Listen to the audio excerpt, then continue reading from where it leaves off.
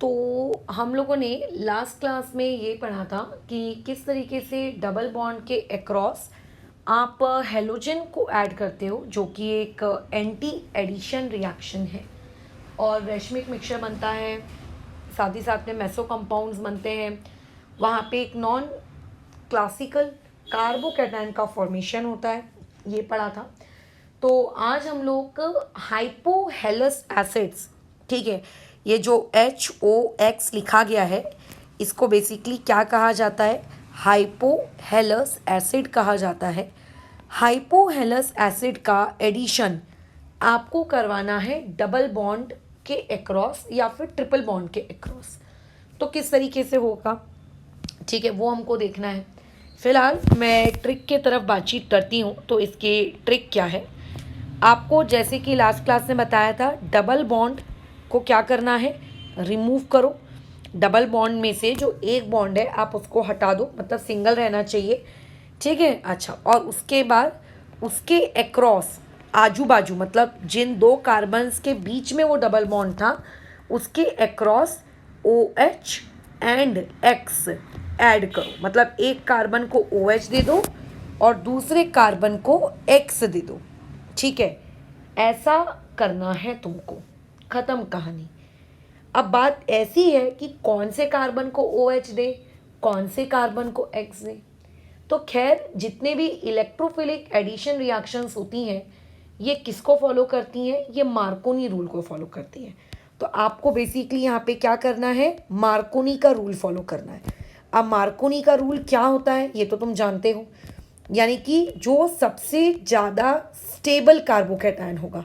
खैर, मार्कोनी भाई साहब ने जो रूल बनाया था वो स्टेबल कार्बोकैटायन के टर्म्स में नहीं बनाया था, उन्होंने तो कम हाइड्रोजन ज़्यादा हाइड्रोजन के टर्म्स से बनाया था। बट इस पर्टिकुलर रूल को मैं अपने अकॉर्डिंग ट्विस्ट कर रही हूँ, टर्न कर रही हूँ, है ना, ताकि मैं तुमको बता सकूँ कि हाँ करके ये जो पर्टिकुलर रूल है ये किस तरीके से काम करता है। तो हमने मैकेनिज्म के अकॉर्डिंग इसको टर्न कर लिया कि जो सबसे स्टेबल कार्बोकैटायन होगा उस सबसे स्टेबल कार्बोकैटायन को आपको क्या देना है, गिव न्यूक्लियोफाइल। आप उसको बेसिकली क्या करोगे, न्यूक्लियोफाइल दे दोगे, ठीक है। ये आपकी यहाँ पर कहानी है, बराबर। आपको अपने उस सबसे स्टेबल वाले को न्यूक्लियोफाइल देना है और यहाँ पे न्यूक्लियोफाइल के जैसे एक्ट करेगा OH, ठीक है। ये वाली कहानी बस। तो अब आगे बढ़ते हैं। मैं एक जनरल रिएक्शन तो मैं लिख कर भी दिखा देती हूँ कि जैसे मान के चलिए आपके पास है R, इधर CH, इधर डबल बॉन्ड और इधर CH2। मैंने कहा कि आपको HOCl ऐड करना है। तो इस HOCl में पहली बात तो आप डबल बॉन्ड को हटाओगे तो आपकी कहानी सबसे पहले तो देखो इस तरीके से सिंगल बॉन्ड में कन्वर्ट हो गई। सिंगल बॉन्ड में कन्वर्ट होने के बाद आपको फिर क्या करना है, जो डबल बॉन्ड है उसके एक तरफ H देना है, OH देना है और दूसरे तरफ Cl देना है। तो आप अपने दिमाग के अंदर इमेजिन करिए कि ये स्टार वाले कार्बन पर कार्बोकैटायन अगर बनता तो ज़्यादा स्टेबल होता, कि उस हैशटैग वाले कार्बन पर अगर वो बनता तो वो ज़्यादा स्टेबल होता। तो जवाब आ ही जाना है कि स्टार वाले कार्बन पे ज़्यादा स्टेबल होना है कार्बोकैटायन ने। तो ऐसे में इसको हम OH दे देंगे और इस वाले पार्ट को हम लोगों ने क्या दे देना है, Cl दे देना है, ठीक है। तो एक तरीके से अगर तुम ऑब्जर्व करो तो कम हाइड्रोजन को ही हमने क्या दिया है, OH दिया है। तो कम हाइड्रोजन वाले को जब OH दिया जाता है तो इसी को इनडायरेक्टली क्या कहा जाता है आप लोगों का, मार्कोनी रूल। या जब कम वाले को निगेटिव पार्ट देते हो रिएजेंट का, न्यूक्लियोफिलिक पार्ट देते हो रिएजेंट का, तो उसको हम लोग बेसिकली क्या कहते हैं, मार्कोनिकॉफ रूल कहते हैं, ठीक है, बराबर। अच्छा, अब बात आती है कि मैडम यहाँ पर जब मैंने इस HOX टाइप के कंपाउंड्स को हम ब्रेक करते हैं तो क्या सही में HO निगेटिव, यानी कि जिसको OH निगेटिव बेसिकली कहते हैं, और यहाँ पे X पॉजिटिव ये क्रिएट होता होगा क्या? तो कतई नहीं। यहाँ पर अगर आपकी ऐसी सोच है तो ये बिल्कुल क्रिएट नहीं होता। बट मैडम हमने तो OH ही लगाया है, तो OH मतलब ज़रूर क्रिएट होता होगा। तो देखो, OH डायरेक्टली क्रिएट नहीं होता है, ये इनडायरेक्टली क्रिएट होता है। ज़रा समझेंगे इनडायरेक्टली कैसे क्रिएट होता है। इसकी मैकेनिज्म कुछ इस प्रकार से है कि आप लोगों के पास जो HOX होता है उसमें हम सब जानते हैं कि ऑक्सीजन के ऊपर लोन पेयर ऑफ इलेक्ट्रॉन्स होते हैं, है ना। तो ऑक्सीजन अपने आप को प्रोटोनेट करवाने में बहुत ज़्यादा इंटरेस्टेड होता है, यानी कि वो अपने लोन पेयर्स के वाया बाकियों को रिश्वत देता है कि चलो मेरे पास लोन पेयर है, आप मेरे साथ बॉन्ड बना लो। इसी को हम लोग, अगर वो H+ के साथ बॉन्ड बना रहा है तो बेसिकली हम इसको क्या कहेंगे, प्रोटोनेशन कहेंगे, ठीक है। तो ये क्या हो जाएगा आप लोगों का H, यहाँ पे ऑक्सीजन, लोन पेयर बचा, एक पॉजिटिव आ गया क्योंकि ऑक्सीजन अपने लोन पेयर यूज़ किए, और यहाँ पर क्या है आप लोगों का X। अब देखो ऑक्सीजन एक इतना इलेक्ट्रोनेगेटिव स्पीशीज़ है कि उसको अपने ऊपर इस प्रकार से पॉजिटिव चार्ज रखना अच्छा नहीं लग रहा, तो वो इस पॉजिटिव चार्ज को हटाने के लिए क्या करेगा, जो ऑक्सीजन और एक्स के बीच में बॉन्ड फॉर्म हुआ था उस बॉन्ड के दोनों इलेक्ट्रॉन खींचकर पहले अपने जेब में डाल लेगा। अब ऐसे में क्या होगा, ऐसे में होगा ये कि ऑक्सीजन के ऊपर तो लोन पेयर आ गए, यानी कि बेसिकली वो कन्वर्ट हो गया H2O में, और बेचारा एक्स है उसके पास से तो लोन पेयर चले गए, नॉट लोन पेयर चलेगा, उसके बॉन्ड पेयर चले गए। लोन पेयर तो खैर वैसे के वैसे ही हैं, है ना। तो इसीलिए उसके ऊपर कौन सा चार्ज क्रिएट हो गया, पॉजिटिव। तो जो एक्स पॉजिटिव है it is acting like a electrophile, और जो वाटर है here water is acting like a nucleophile. Very important part यहाँ पे OH नेगेटिव, ऐसा हमें लगता है, ऐसा हमें फील आता है कि क्योंकि हमने एक्स को हटाया तो जो रिमेनिंग पार्ट है यानी कि OH वही तो हमारा न्यूक्लियोफाइल होना चाहिए, है ना। तो हमें ऐसा लगता है कि फिर वही हमारा न्यूक्लियोफाइल है, but no, the actually the nucleophile in this reaction is basically आप लोगों का पानी, यानी कि H2O, ठीक है। अच्छा, अब इस रिएक्शन की मैकेनिज्म की तरफ आते हैं। अगर तुम्हें प्रीवियस क्लास की मैकेनिज्म याद है जिसमें हम लोग हैलोजन के थ्रू नॉन क्लासिकल कार्बोकैटायन बनाते थे, तो यहाँ पे भी सेम वही पूरा गेम होने वाला है, सेम टू सेम, ठीक है। यहाँ पे भी क्यों आपका NCC यानी कि नॉन क्लासिकल कार्बोकैटायन बनेगा, क्योंकि जिस इलेक्ट्रोफाइल को, देखो नॉन क्लासिकल कार्बोकैटायन कब कब बनता है, नॉन क्लासिकल कार्बोकैटायन तब तब दुनिया में बनता है जब जब एक इलेक्ट्रोफाइल जो कि डबल बॉन्ड के अक्रॉस ऐड होने वाला है उसके पास क्या होता है, लोन पेयर ऑफ इलेक्ट्रॉन्स होता है, तब बनता है। तो ऐसे में अगर आप लोगों के पास इस प्रकार से कोई एक अल्कीन है, ठीक है, और उसमें अगर मैं कहूँ कि ये X पॉजिटिव मेरा एक इलेक्ट्रोफाइल है, तो ये इलेक्ट्रोफाइल अपने साथ लोन पेयर ऑफ इलेक्ट्रॉन्स रख रहा है, बराबर। तो ये बेसिकली किसके जैसे एक्ट करेगा, एज अ आप लोगों का वो रिएजेंट जो कि नॉन क्लासिकल कार्बोकैटायन वाली मैकेनिज्म फॉलो करवाता है। बताओ, हमने लास्ट क्लास में पढ़ा है क्या होने वाला है, आप लोगों का एक ट्राइंगुलर शेप का इंटरमीडिएट बनेगा, इस तरीके का, है ना, याद आ रहा है, इस तरीके का इंटरमीडिएट बनेगा जिसकी वजह से एक्स के ऊपर बोलो क्या आ जाएगा, पॉजिटिव चार्ज आ जाएगा। तो जब ये प्रोसेस होती है यानी कि ये इंटरमीडिएट बनने वाली, तो ये आप लोगों की बेसिकली क्या होती है, RDS होती है। और जब ये प्रोसेस हो जाती है, ठीक है, मतलब कंप्लीट हो जाती है, तो उसके बाद हम लोग इसमें न्यूक्लियोफाइल यानी कि पानी का एडिशन करते हैं। ये तुम लोगों की रेट डिटरमाइनिंग स्टेप होती है। उसके बाद फिर आता है आपका हीरो यानी कि कौन, पानी। अब ये पानी के पास देखो ऑप्शंस होता है कि वो स्टार वाले कार्बन को अपना, मतलब इस तरफ तो नहीं लिखना चाहिए, खैर इसको लिखना चाहिए इस तरफ, इस स्टार वाले कार्बन को अपना इलेक्ट्रॉन देना पसंद करेगा कि इस हैशटैग वाले कार्बन को अपना इलेक्ट्रॉन देना पसंद करेगा। तो देखो आप यहाँ पर ये तो नहीं दिख रहा कि एक्चुअली में कार्बोकैटायन बन रहा है, यहाँ कोई कार्बोकैटायन नहीं बन रहा है, लेकिन यहाँ पे कार्बन के अलावा जो हमारा हेलोजन है उस हेलोजन के ऊपर पॉजिटिव चार्ज आ चुका है, तो इसी को हम लोग कहते हैं नॉन क्लासिकल कार्बोकैटायन, ठीक है। इसे हम लोग क्या कहते हैं, नॉन क्लासिकल कार्बोकैटायन। और जब जब दुनिया में नॉन क्लासिकल कार्बोकैटायन बनता है तो हमें ऐसा सोचना पड़ता है कि यार अगर इमेजिन करो कि आपके पास सही में एक क्या कहते हैं एक्चुअल कार्बोकैटायन अगर बन रहा होता, तो उस एक्चुअल कार्बोकैटायन को आप न्यूक्लियोफाइल कहाँ देते, मतलब कार्बोकैटायन स्टार पर देते कि कार्बोकैटायन हैशटैग पर देते। तो ऑब्वियस है कि आप उसी कार्बोकैटायन पर देते हैं जो कार्बोकैटायन आपका ज़्यादा स्टेबल है। तो ज़्यादा स्टेबल वाला कौन सा है, स्टार। क्यों स्टार, क्योंकि वो फिलहाल आपका 2 डिग्री कार्बोकैटायन है ना। या फिर मैं कहूँ उसके पास ज़्यादा हाइपर कॉन्जुगेटिंग स्ट्रक्चर्स हैं, इसीलिए। तो ये जो पानी है ये अपने इलेक्ट्रॉन्स के साथ आएगा फुर और इसको इलेक्ट्रॉन देगा, यानी कि बेसिकली पानी उस स्टार वाले कार्बन को क्या कर रहा है, रिश्वत दे रहा है कि चलो तुम मेरे साथ क्या कर दो, बॉन्ड बना लो। और वो कार्बन बना भी लेता है राजी खुशी एकदम बढ़िया से। लेकिन इस प्रोसेस में ऑक्सीजन का एक लोन पेयर तो यूज हो गया, तो इस ऑक्सीजन के ऊपर फिर से पॉजिटिव चार्ज आ गया। लेकिन कार्बन बड़ा चतुरा है, उसने तुरंत देखा कि मेरा बॉन्ड तो बन चुका है, तो उसको जो दया में दान में एक्स की तरफ से इलेक्ट्रॉन्स मिले थे बॉन्ड बनाने के लिए, है ना, एक्स ने उस पर दया खा ली थी कि अरे यार तेरे पास इलेक्ट्रॉन नहीं है, चल चल चल मेरी तरफ से तू ये इलेक्ट्रॉन ले ले, चल बना ले बॉन्ड। वो एकदम अकड़ जाता है और एक्स को बोलता है जा अपने इलेक्ट्रॉन वापस ले जा। तो यानी कि बेसिकली हुआ क्या कि जो एक्स था उसने उस स्टार वाले के साथ क्या हो गया, उसका बॉन्ड टूट गया। उस बॉन्ड को तोड़ने के दौरान जो दोनों इलेक्ट्रॉन्स पहले एक्स ने दिए थे उस स्टार वाले कार्बन के साथ बॉन्ड फॉर्मेशन के लिए, वो वापस एक्स को मिल गए, जिसकी वजह से एक्स के ऊपर का पॉजिटिव चार्ज बोलो क्या हो गया, गायब हो गया।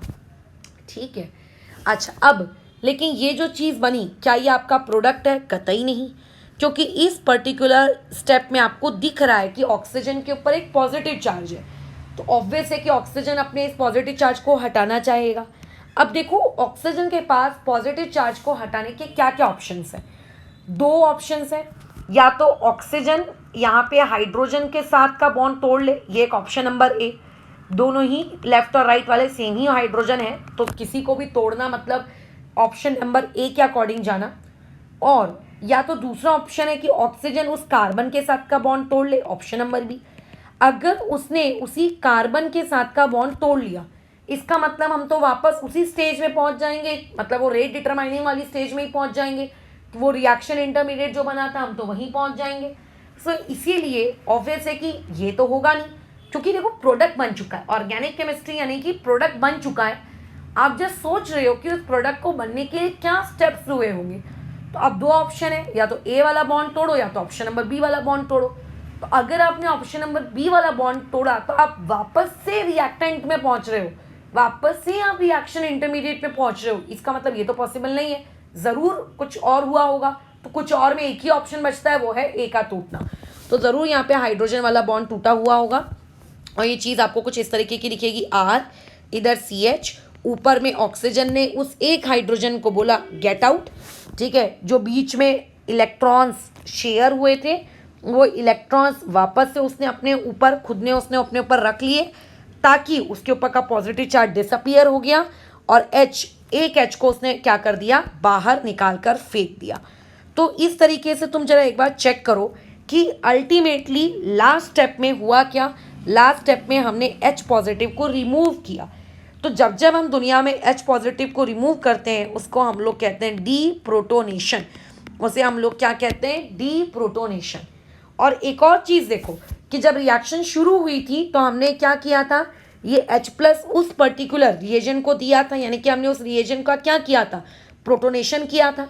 तो ऐसी कोई भी स्पीशीज जो रिएक्शन के शुरुआत में रिएक्टेंट्स को दी जाती है, ठीक है, और रिएक्शन के ख़त्म होने के बाद वही स्पीशीज अगर आपको वापस से रीऑब्टेन हो जाए तो उसको हम लोग क्या कहते हैं केमिकल काइनेटिक्स की भाषा में, कैटलिस्ट। यानी कि इस पर्टिकुलर रिएक्शन का, ठीक है, इस पर्टिकुलर रिएक्शन का कैटलिस्ट बोलिए कौन है, H पॉजिटिव कैटलिस्ट है।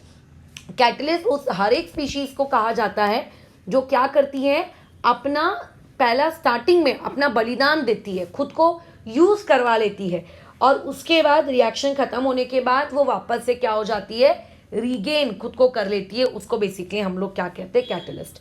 और देखकर ही समझ में आ रहा है जैसे कि प्रीवियस क्लास में हुआ था। देखो प्रीवियस क्लास के जो जो रूल्स थे कि अगर आप लोगों के पास रिएक्टेंट मान के चलते हैं आपका पहले से सिस रहा तो ये वाला प्रोडक्ट बनेगा, ट्रांस रहा तो ये वाला प्रोडक्ट बनेगा, रैशमिक बनेगा, मेसो बनेगा, सारे रूल्स यहाँ पे एप्लीकेबल हैं।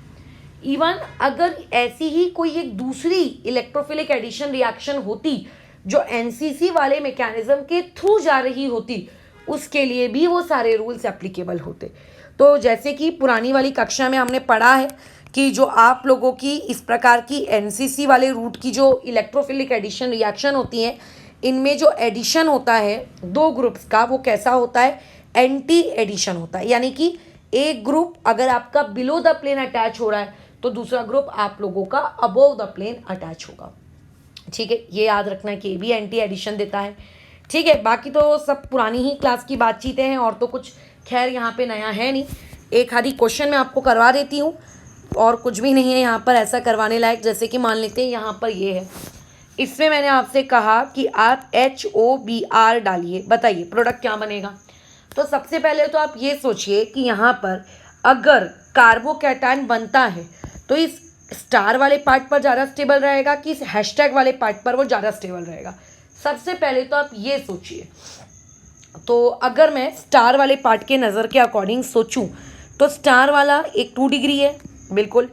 आप लोगों का जो हैशटैग वाला है वो भी तो 2 डिग्री है। ओके, स्टार वाले के अकॉर्डिंग अगर हम जाएं तो उसके कितने हाइपर कंजुगेटिंग स्ट्रक्चर्स बनेंगे, क्योंकि उसके पास 5 अल्फा हाइड्रोजन है तो 5 बनेंगे।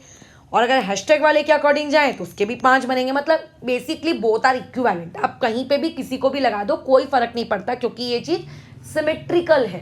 ठीक है, क्योंकि ये चीज़ क्या है, सिमेट्रिकल है। ओके, अच्छा, अब यहाँ पर लेट से मैंने क्या लगा दिया, ऊपर की तरफ से आपका OH लगा दिया, तो मुझे नीचे की तरफ से आप लोगों का क्या लगाना पड़ेगा, Br, राइट। अब मैंने अगर आपसे पूछा कि यहाँ पे कितने कायरल सेंटर हैं, जरा आप बताइए, तो आप कहोगे कि मैडम यहाँ पे 2 कायरल सेंटर है, एक ये है आपका कायरल सेंटर और एक ये आपका कायरल सेंटर है।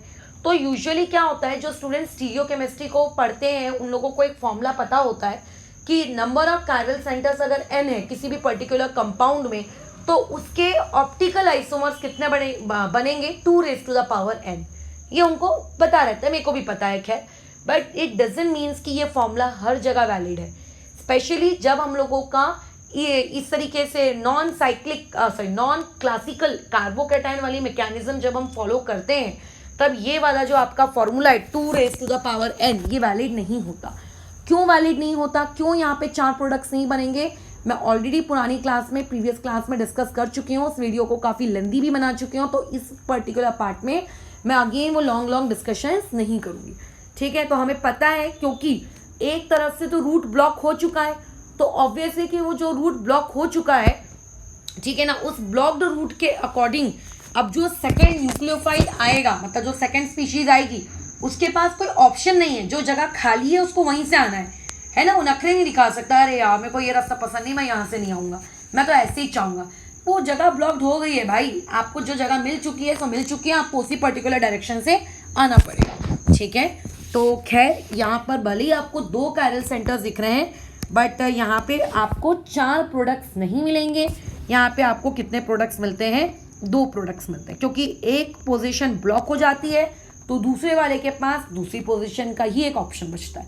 लेट्स से अगर आपने Br नीचे से लगा दिया है तो OH के पास ऊपर का ऑप्शन है, और अगर Br ऊपर से लगा दिया है तो OH के पास नीचे का ऑप्शन है।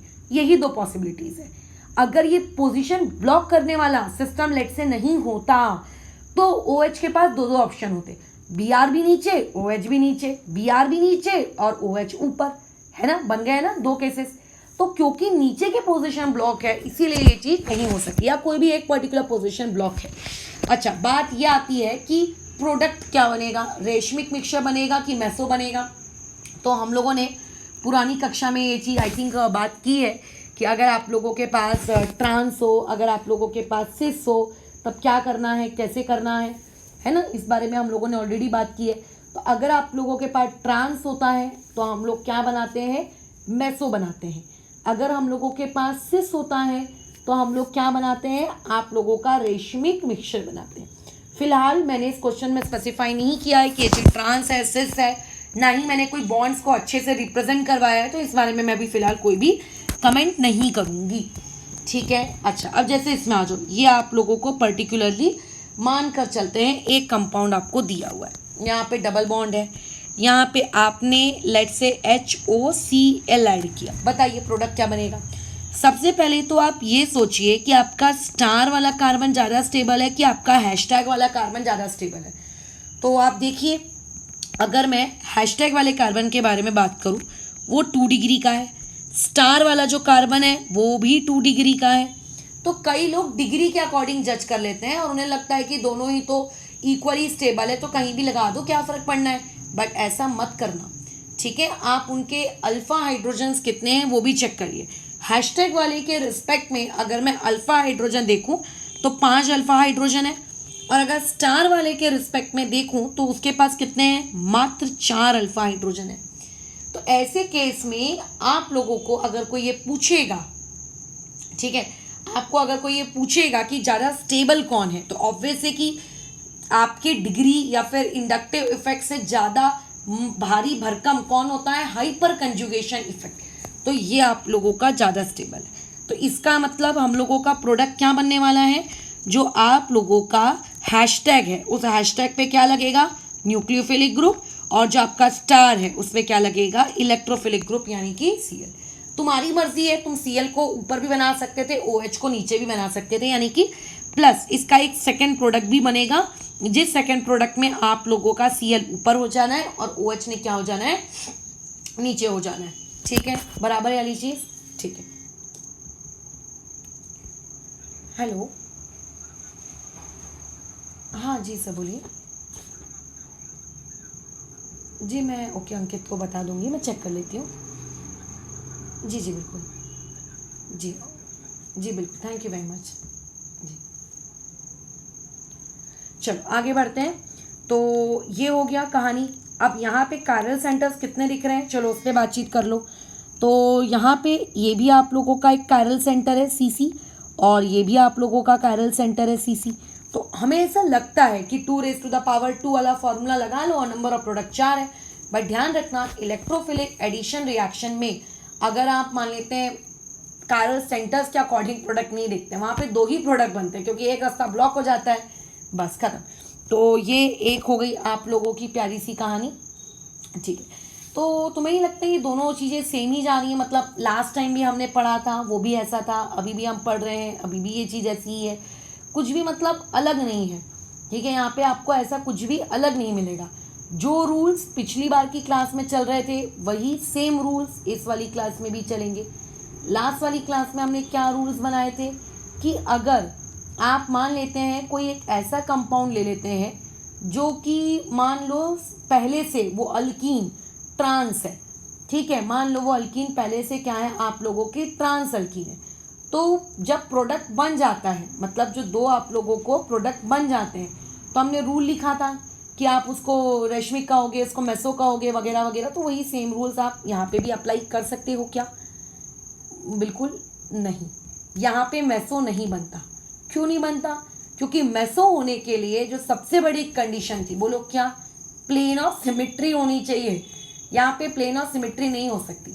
क्यों नहीं हो सकती यहाँ पे प्लेन ऑफ सिमेट्री?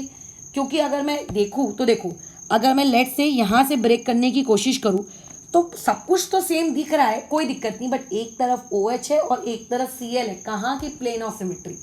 पिछली बार की केस में दो Br थे, मतलब दोनों तरफ आपने इलेक्ट्रोफाइल भी बेसिकली वही ऐड किया था और आपने न्यूक्लियोफाइल भी बेसिकली वही ऐड किया था। सो देयरफॉर वहाँ कोई दिक्कत नहीं आई थी, है ना।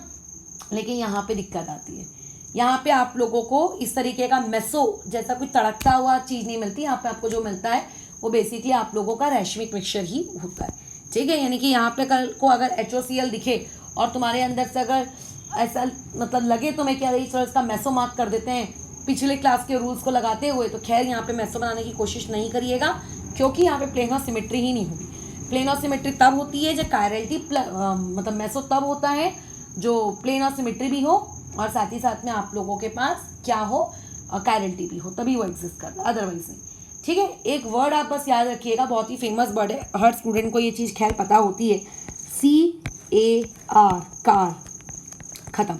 अब कार का मतलब क्या है देख लो। कार का मतलब है सिस, मतलब C का मतलब है सिस, A का मतलब होता है एंटी और R का मतलब होता है रैशमिक। यानी कि सिस आपका रिएक्टेंट अगर सिस है और अगर उसमें मैकेनिज्म एंटी वाली हो रही है, मैडम हमें कैसे पता चलेगा कि मैकेनिज्म एंटी होगी कि सिन होगी? वो आपको याद करना पड़ेगा, ठीक है। वो आपको याद करना पड़ता है कि इस पर्टिकुलर मैकेनिज्म में एंटी हो रहा है, इस पर्टिकुलर मैकेनिज्म में सिन हो रहा है, वगैरह वगैरह। तो जो प्रोडक्ट बनेगा वो क्या होगा, रैशमिक। अब इसका वाइस वर्सा क्रिएट करो। बोलो इसका अपोजिट क्या क्रिएट करोगे? अगर सिस के बदले क्या हो सकता है? ट्रांस। एंटी को एंटी रखो खैर, और रश्मिक की जगह बोलो क्या हो सकता है? रश्मिक की जगह हो सकता है meso. But her bar meso बनेगा ऐसा जरूरी नहीं है, उसके लिए आपका जो रिएजेंट है उसका इलेक्ट्रोफिलिक और न्यूक्लियोफिलिक पार्ट सेम होना चाहिए तभी बनेगा। या फिर मान लेते हैं कुछ ऐसा हो जाए चमत्कार कि जो प्रोडक्ट बन रहा है उसे प्लेन ऑफ सिमेट्री दिखनी चाहिए, प्लेन ऑफ सिमेट्री दिखनी चाहिए। हो सकता है कि आपका इलेक्ट्रोफिलिक और न्यूक्लियोफिलिक पार्ट सेम ना हो, बट कुछ ग्रुप्स उस पर्टिकुलर सबस्ट्रेट पे पहले से मौजूद हो जिनकी वजह से फाइनल प्रोडक्ट में प्लेन ऑफ सिमेट्री आ गई हो। डिपेंड एग्जाम्पल टू एग्जाम्पल, बस प्लेन ऑफ सिमेट्री होनी चाहिए। तो मेसो, ये कार अगर आपको याद है कार, तो आप उसका उल्टा बना सकते हो। तो ये जो रूल है कार का, ये किसके लिए वैलिड है? एंटी के लिए। लेकिन अगर मान लेते हैं एडिशन सिन हो रहा होगा, तब हम क्या यही सेम रूल अप्लाई करेंगे? नहीं, ऑब्वियस है कि सिन एडिशन के लिए आप ये सेम रूल अप्लाई नहीं कर सकते। अगर हम लोगों के पास सिस है और वहाँ पे सिन एडिशन हो रहा है, तो इसका रिवर्स कर देना। रिवर्स मतलब रश्मिक के बजाय क्या बना देना? मेसो बना देना। और अगर आपका ट्रांस है और उसमें अगर सिन एडिशन हो रहा है, तो प्रोडक्ट क्या बन जाता है आप लोगों का? रश्मिक। खत्म कहानी। ठीक है, तो ये कुछ पॉइंट्स थे। यहाँ पे हम लोगों का इलेक्ट्रोफिलिक एडिशन रिएक्शन बोलो क्या होता है? समाप्त होता है। डन, खत्म। अब हम लोगों को क्या पढ़ना है? एक फ्री रेडिकल एडिशन रिएक्शन पढ़ना है और दूसरा हम लोगों को पढ़ना है न्यूक्लियोफिलिक एडिशन रिएक्शन।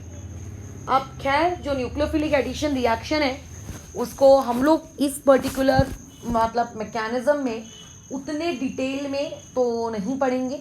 जैसे न्यूक्लियोफिलिक एडिशन अल्कीन्स की होती है, अल्काइंस की होती है, अल्डिहाइड्स की होती है, कीटोन्स की होती है और भी बहुत सारे कार्बोनिल कंपाउंड्स की होती है।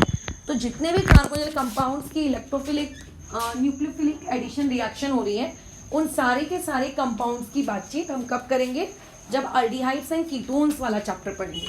कुछ के बारे में मैं आइडिया दे दूंगी कि जैसे अल्कीन्स एंड अल्काइंस की न्यूक्लियोफिलिक एडिशन पढ़ेंगे, अल्डिहाइड्स एंड कीटोन्स में HCN और NaHSO3 बाइसल्फाइड की पढ़ लेंगे, बट बाकी केसेस में नहीं।